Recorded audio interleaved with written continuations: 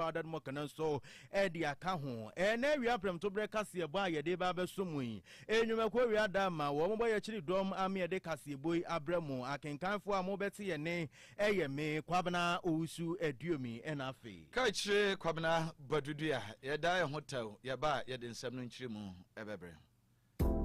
Midofo a minnu ho agro na say die waduane ne da no ayesronko anyo ohiri spices abefi aduane de ayesronko ohiri chicken seasoning so tutu uchi ana wo ye akukọ nam ho bibia fakakra som froye no ohiri stew seasoning ba mama jeta jollof no ohiri jollof seasoning na hwam odewo fried rice no kra die ohiri fried rice seasoning e ma free Friday apunchin kakram me do ohini go seasoning na ye asama me se ni ra ohini seasoning powder ya woni beef shrimp noodles any de keke ka amusu ye de aduane ne hwam ne de no ubedie dibio enti obapa ohini spices abama yen aduane no aye de efise ni die ne nso aye de ohini spices de e wo go hodromu eto phone for 020 780 5398 and 0244-525908 FDA Aji Ejodian Kratui Atum. Yabama adese akwaba afeya nyemre na enye ensem na nkasa enso enchiremu. Mampanyi Excellency John Dramani Mama ene enso edina no atum se ohwe akwa ekoso ibiase mede is empehia so America ne Israel aka bom asabre ama hodo bi te se Iran enso ene on de abani enam so ema UAE ama hodo bi so se bia bi te se Dubai Abu Dhabi nom Qatar ene Jordan mu nyina Iraq nom ene ehoso no atopa ya akodi awu ahodo edi ahim enam so ema wiemhyan gina bia hodo watotutum ama empo bia ahodo so a Yesu hyan ahodo befa akofa mfango ahodo enim se straight of Amos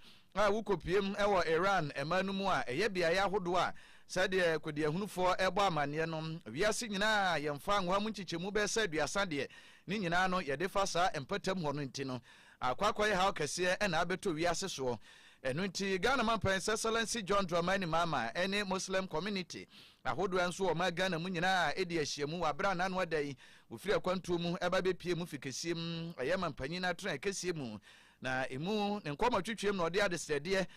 eto anim se entokwai ababe hyiemu abra akwache konkron bosome baako wiase afa na nyina afibia duru ho a Muslim adehye no woyidisi wo na wobo mpaye eyi apaye sre ema wo ho ene aman na ade baako edi mu ntintimai pa sa asumdwie so no wobesre no watimi akyerɛkyerɛ asan so abɔ ho dawuru enti wose akwakoba ne saa no onim se wo konkotodwa no bɔ mpaye esu from mighty Allah wobetie no atie na sopam ene nti se wiase nyina esre asumdwie enkabomu yewio ene ekroye ede ama wiase nyina no wo bɔ mpaye obesan so asre egina o ma Ghana di mu se wonya mede esimpatam ho enso emfanko obade anim nyame sresre no otonu nsupa ama adwobreso atimi aba mede esimpatam so asumdwie no atimi agina nna so na ba ohawa ewiase afa na nyina enam fampa ho a ekoso ni nyina no eno so ye ho atimi anhae mampanyi ne nsem kakra wode tudwa no ebi enso eni. If you say you're a true Muslim or you're a true Christian and you are hard of heart, you are unforgiving, you are wicked, you kill your fellow man, you can't call yourself a true Muslim or a true Christian. At a time when many parts of the world are faced with conflict and uncertainty, we must continue to protect the peace and stability Ghana enjoys. I humbly ask for your prayers during this Ramadan for our country, for our leaders, and for other parts of the world that are afflicted by conflict, especially the Middle East. We're all concerned about what is happening in the Middle East. The conflict between US and Israel and Iran is affecting not only the Middle East, it's affecting the whole world. And so we pray that Allah will touch the hearts of everybody involved in this conflict and bring peace to the people in the area. Ghana Mampanyine Excellency John Dramani Mama Panyine enso enibi eni kotie Na Ghana Private Road Transport Union yetwa wamutia from GPRTU ena wamudi ababe tuja se ensemu enena monten so se yade se eye fan obo ya peje munti no eye ashendi abo no ye babe tutu mama na kosoro no eno no wamo se enya de se no eye no krakra na sansem yi Deputy Public Relations Officer edema GPRTU eye nkabo muku ye Samuel Amwa ena wode sansem ni tuja na nsema no wakana na woche ni nsemu se ansana yebeto eye ashinti ade ebuo no eye ade se ne ma hudo bebre na ene ya na Ghana Private Road Transport Union no eye na wo mo hwe eniema bi te se spare parts bo sanso ena lubricant ahodo na afe eto a eye na ededa ne ma so ni nyina na eye na wo mo hwe ansana wo mato eye ashinti ade ebuo me no nti no wo manfo a wo mo keka se esanse fa ngo obu ahwiri kosoro no nti enche kra ye ba betoto eye ashinti ade ebuo no eyade se wo monto wo madwene mu na no no enya no kre na yewura Samuel Amwa wo kasa na wo chire mu biem se eyade se agency we no enra da eneye mpanyimfo ahodo enye Ghana Private Road Transport Union ko na wo koshia ye Ghana Road Transport Coordinating Council na wo monso wo ka ho bi za so ena Concerned Drivers Association of Ghana wo nyina ena ejuada no match boso me da na etoso dunsia wo koshia mu na wo moto adwene na wo de aba betu say enya de se eye fango bu ekosoro ne no ba beka ashinti ade ebuo enu nti no manfo wo mo da wo mo na na emom no wo mo hwedi na wo ma hwese ne niema besimi akọ ansa na se betum a yatum. Yes, we had a meeting today, and the meeting is all about the hikes of petroleum products, and then the expectation from most of the drivers was that hopefully there is going to be an increment of transport fares. You know, the components that we normally consider is not only the petroleum product, as we normally say, do consider the lubricant, the taxes, and the petroleum product as well. Looking at where it is now, yes, we find out that we are not in our normal time. Thus, issue of fuel hikes, you know, came in a result of this Iran, Israel, and then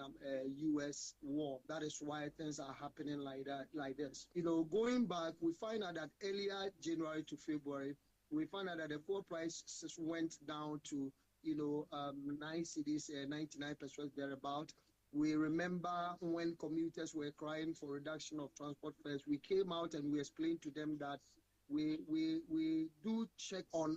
you know, we do calculations before, you know, we come up with adjustment of transport fares, and we have a percentage threshold, and that they should exercise patience for us, and even where it was that time, you know, was not that stable. So after our meeting, you know, actually the meeting was not only with the GPRTU, we also invited the GRTCC together with the leadership of Concerned Drivers Association. So we all agree that where it is now, we will not rush in, you know, taking any decision for now. Enya yeti ye kasama for edema GPRTU yewura Samuel Amwa. Wansanfo from no omanfo bekaya afie twa mu na Ghana mampanyini ede edin ahodo bese num owura Samuel kujeto ablakwa owura Martin Kwebunom ene empanyifo ahodo bi a wonyina enso eka ho bi a na da so kase a etaku na chi brofo kasem otu ni operation recover all loot a ni nyina ora se abandada ne breso omanfo bi osusu se wofa akwati kwa asodwirem die ketahye woncheni honhom so efom oman esika na japade se brato amfa mra kwa so no yanya hwemu se abansa betimi aka ni nyina na dwumadie yi abaso akoso a ne sedorum nyamfo Dominic Ayine a wono ayeso afo hwe atentene nsam so sanso ye abanka samafo no efa amamramu enso edinchirimu aba ese wonsa kankrata wodo nyina owura hwe ye no anti edin ahodo bi gina mu a enche edu obekwa akogina amamramu na enum ahwemu a bepem sabre se de amamfo so ebo amane ekirem se wohwe owura yi nsam ayete no ma Ghana mu ensam akase amamfo kan se owura yi bade ene echese Ghana nke edwurum yeketa age nyina ase ekwa kutu nanso dodo na akirem se ene yakwakwa ese bokokora ebe ye dede ha nani kwa esin wanum a anka bepem sabre ye hunu de enokora no ekwa kowie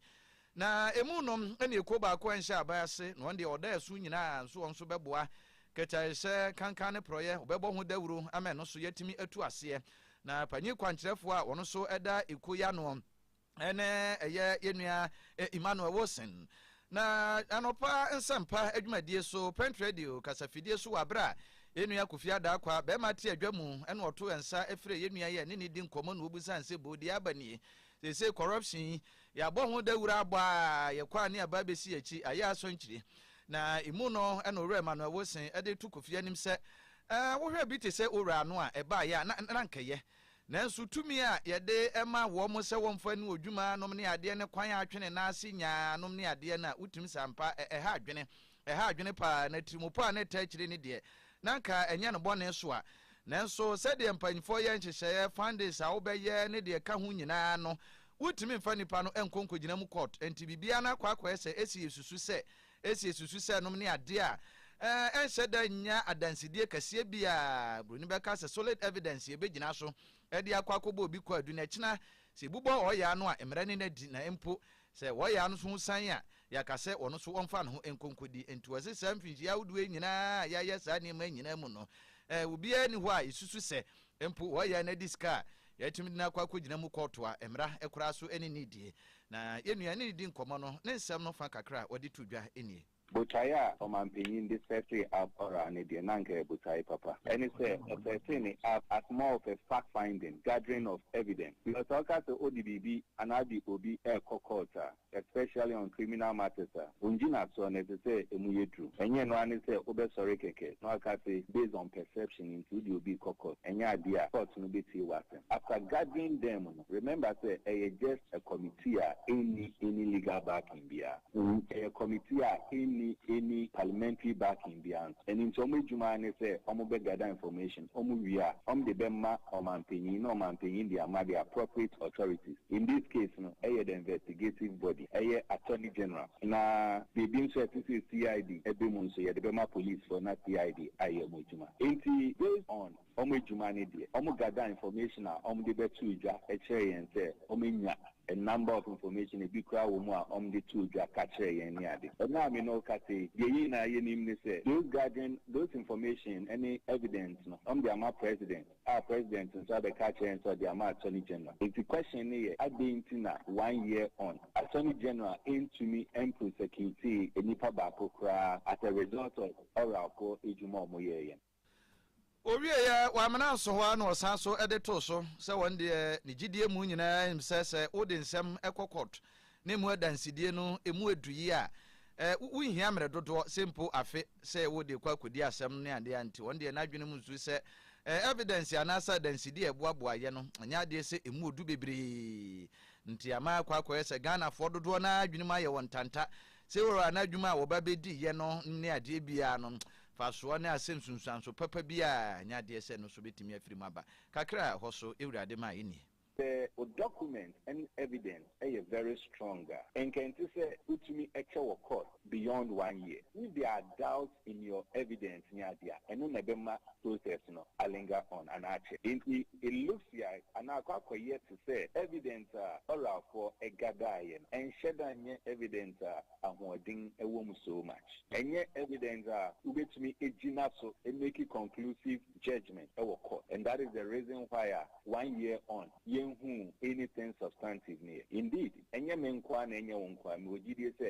of Ghanaians begin to doubt the Ejuma oral for year. And the reason is that Yeshin said there will be a tangible outcome and a result. It is a 1 year on any tangible outcome and a result here there. And every reasonable person stands in a position to doubt. Say, oral Ejuma it was just evidence that which is good for public opinion and our court of public opinion. And so, and you're good, the court of competent jurisdiction and ye Chief Crusader, Edema Crusaders Against Corruption Ghana, Owusu Emmanuel Wilson.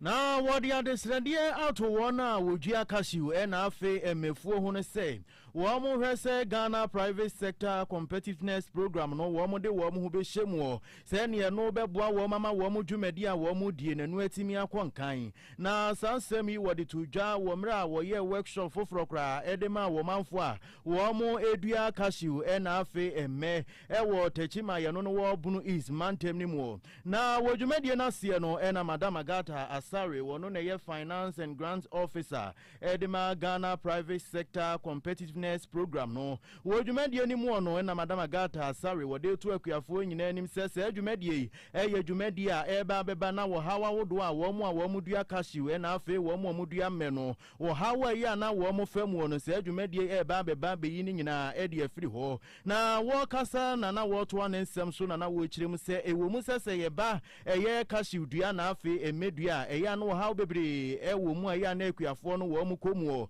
na eno enewura Agatha Asare wode to se akuafo anim se wo mu hwe se dwumadi ye aban yidi abai wo mu nyina de wo mu be hyemu se ne be ye no beboa wo mu ama wo mu cashew na afi wo mu me a wo mu dua no ni nyina etimi akonkan ama wo mu na emwaben ene yede ma processes yede emwa ye friend grant kamwa na ebre processes se omu betumi ama omu ndwuma no etumpon na omu so etumi atremu aboa afoforo nia ene ye ne omu kan ne se emwa up to 3 million Ghana cedis ewo ho ema process bia opese oteki advantage na kwan ben so na omu befa enya asa emwe ya launch call for proposals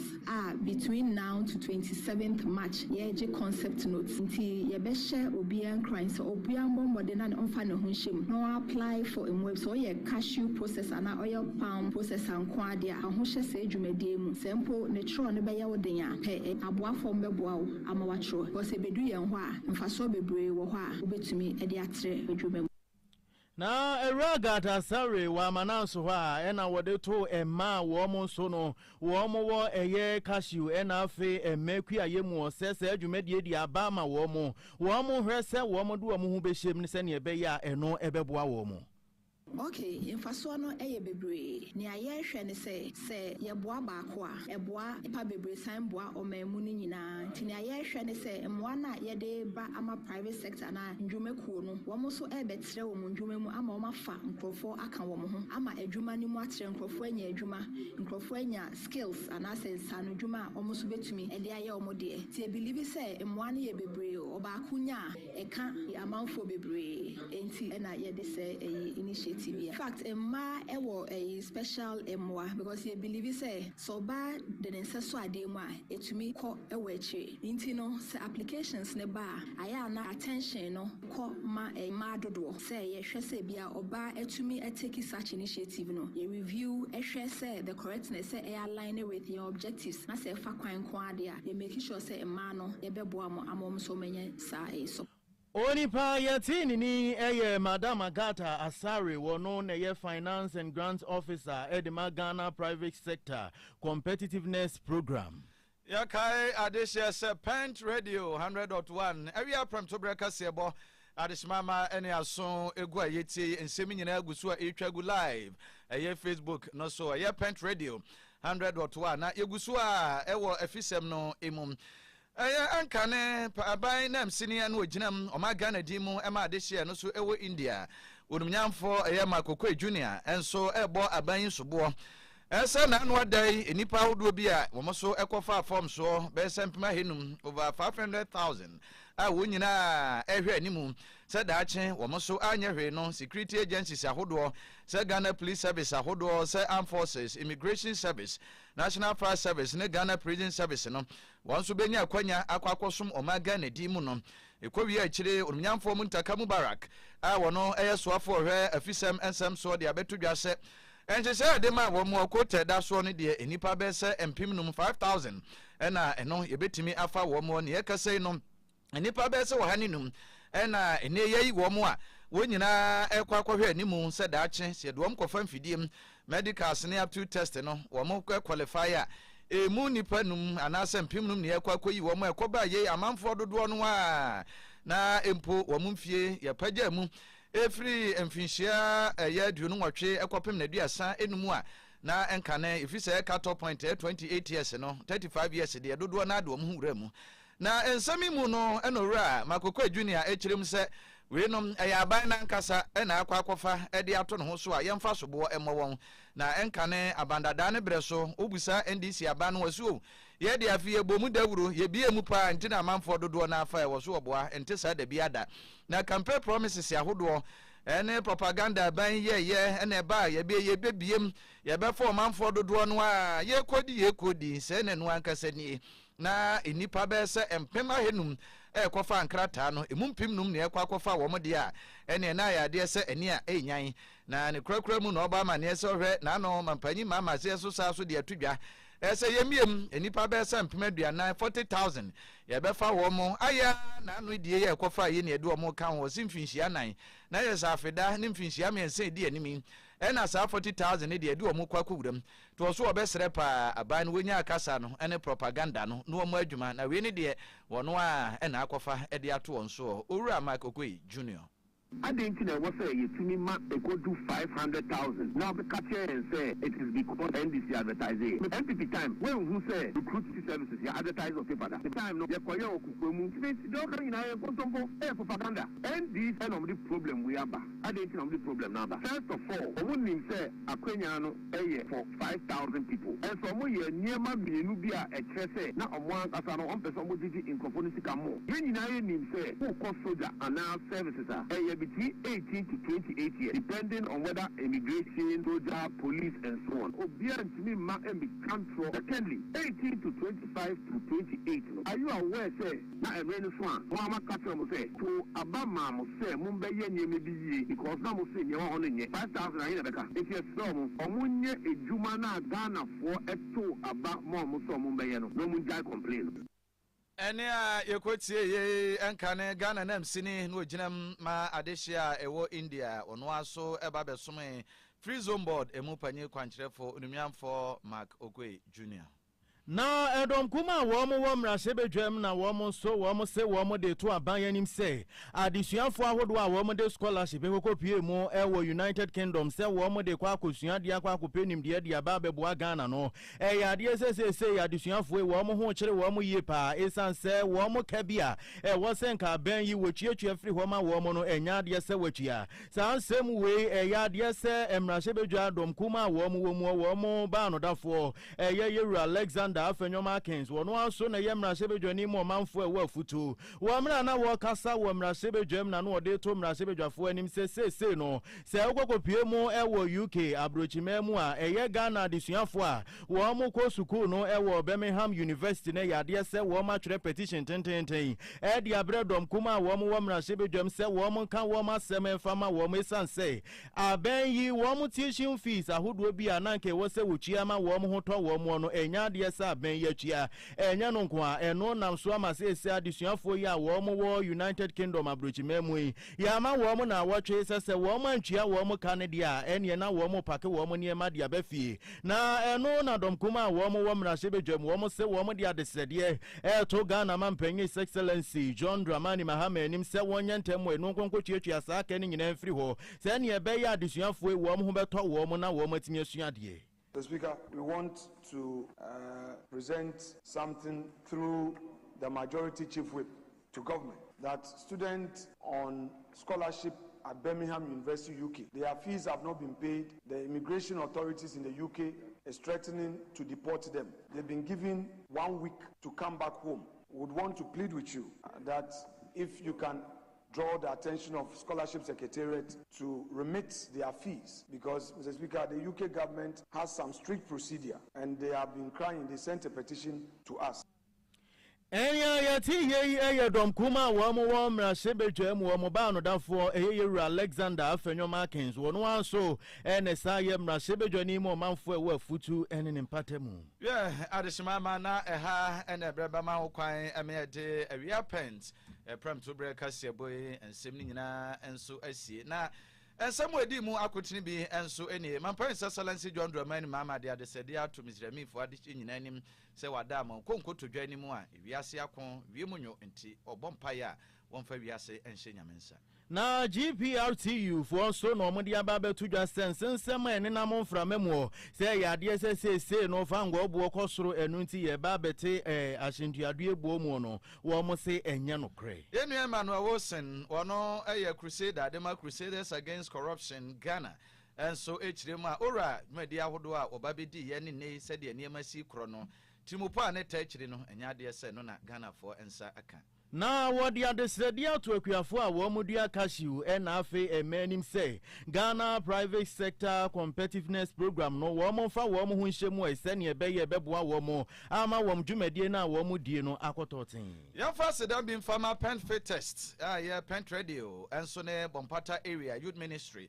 eka bom ame ade aba kai say match ne boso me de toso eye aduonu nwotwe enti bompaye ne nyina yenom so ntwen wo pe eduru ho a ye nyina ye hyiam dendendenden pa ya tretre ya pomu no numpa mu pepepa no pa no ne ahia arrival time no nsia de ne nyina ya to santene a ye nante ya tretre ya pomu twemomome ebo ho dawuru nyina na pent eno so no yensempa no ye topete enti bomoden 30 Ghana cedis t-shirt ahodo no ya teso kra enti osu betimi afre anampo kra no momo no obetimi atwa ade atoso na so ya yudie ade ato ho bibia ni afre sponsorship nyina so akwanya wo ho wo ya adwumaku na pese obeta ya chi a 0248 863 717 Kaakyire Sinoka Motors Onikumase Kaakyire Afe Kanje Energetic Drinking Water Excellence Publication and Stationery Limited almost any main sponsors here medikesi oboye chidom na yedi asida bie mebema wo Kaakyire spices wo Kaakyire spices na dama ne nawie wo so yasene wo Kaakyire spices say flavors no wo makoma nwatwi o enu nti no ya akokọ no wanya wo per spice papa edi awo no na wo chi na de bon kwan a ayeda me kanfo wo Kaakyire spices ene di ama wo sa so na wo ye no do si bi wo per spice papa de aguma ma noodles na koyi a na me kanfo wo Kaakyire spices ne noodles na di ama wo sa so eno wo jollof rice wo or fried rice wo ho afen so no wo abomu o beef de wo ho wo goat de so de wo ho no so no se wo ya ponche krakra na se wo ya ponche abomu abetimi apebie na de bia tomu wo monkwa eno so wo no aduane a wo di tumu a be mu aduane na ye de na sa ye hwam ye na me kan for wo Kaakyire spices e de ama we no na me de no dairy powdered milk no so cost so eno nti no se wo kwadwa so a wo to Kaakyire spices no na wo to ne non dairy powdered milk no so e de aka ho e ya de se wo Kaakyire spices ene ne non dairy powdered milk ni nyina FDA fo age ato menu nti no wonni ma ne nkonkofa yare ni sunsanso bia emfa mra wabrabo mu se wo penu duduo mu atu a wo betimi afre 0207 805398 0207 805398 ene wi aprem to bre kase ebo a ye de beso mu enwumako wi adama ene omoso yasene eme de beso mu ye de aseda biem no ebema yesemufo na nama boama na dama eno osone kasebo iso de ma ye sanso ena efia fosuhima wono so no wo boy ye chidom every newsroom brother justice na dama no de to abefo ntentenfidie ne so a wonya ye bi hwe ye na nya ye bitie ye efia fosuhima biem ena wotena mfidie na chi na obobo ne no ede ma ye ena wi aprem to bre kase bo a ye de bre we wa pesima kafo eyeme kwabena Owusu Aduomi ena afi Kaakyire kwabena Badu ya mamu nyina mo enitia ya jemahinwa Paint Radio Kaakyire boy adwumaku a afa ho ka eye Kaakyire spices ene Kaakyire non dairy powder